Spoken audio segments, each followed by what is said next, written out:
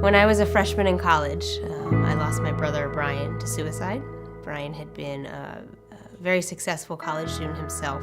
He started experiencing some pretty severe mental health issues in his freshman year of college. He started experiencing depression and hearing voices, some psychosis, and yet he hid it. He hid it from me. He hid it from his friends. He hid it from all of his teachers because he was scared. He was ashamed. He didn't know what this meant. He thought he was the only one who was struggling, and he thought it was his fault.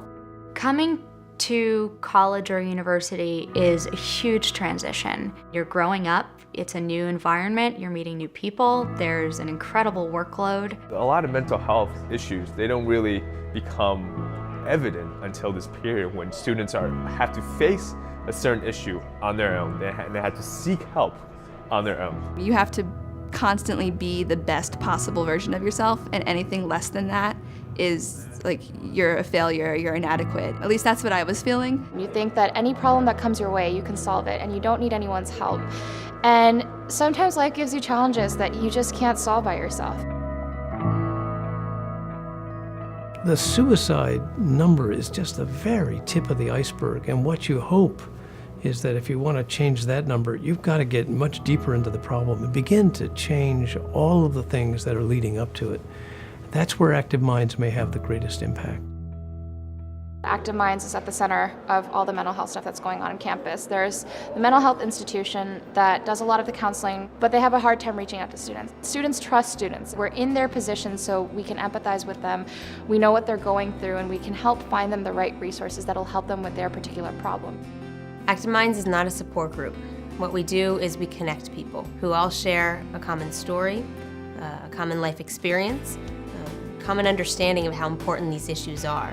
We have to give students the ability to thrive, both emotionally and academically, if we're going to graduate another generation who's going to make a difference in this world.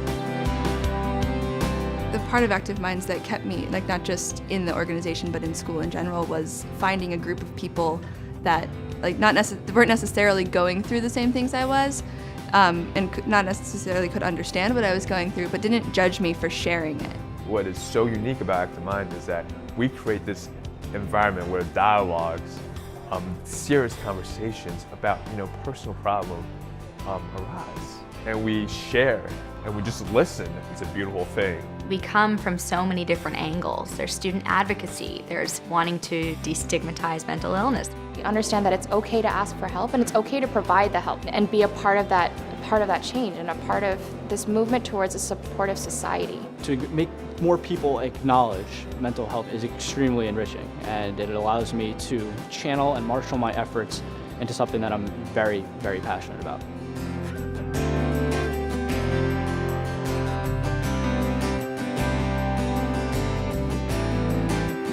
What Active Minds has done has been an extraordinary contribution. Our work can never be done. Every year, we need to find a new group of students to carry forward this conversation changing on their campuses. Help us change the conversation about mental health.